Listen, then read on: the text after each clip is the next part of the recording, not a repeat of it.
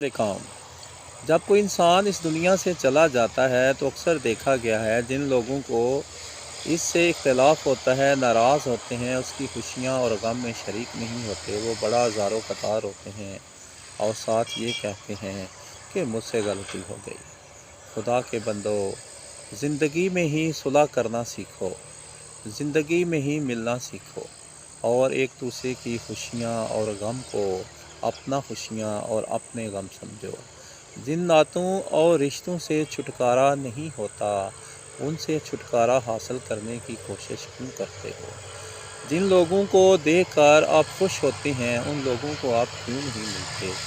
جن کا دکھ آپ دکھ محسوس کرتے ہیں ان کے دکھوں میں آپ شریک کیوں نہیں کرتے؟ اور جب وہ مر چکا ہوتا ہے تو اس کے سرہانے پہ آ کر اس طرح کی باتیں کرتے ہیں تو صاحب عقل تو اسے بیوقوفی کہتے ہیں۔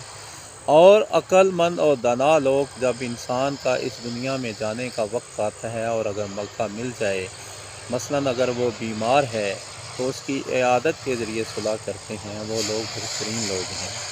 یہی لوگ اللہ کے نزدیک بہترین لوگ ہیں کہ جنہوں نے صلح کا عمل آغاز کیا یہ سوچ کر کہ زندگی کا کوئی پتہ نہیں کہ زندگی کب ختم ہو جائے، ہم کیوں نہ اس شخص سے معافی مانگ لیں، کاش وہ مجھ سے معافی مانگتا، میں اس سے معافی مانگتا، اس کا بھی بھلا ہوتا، میرا بھی بھلا ہوتا۔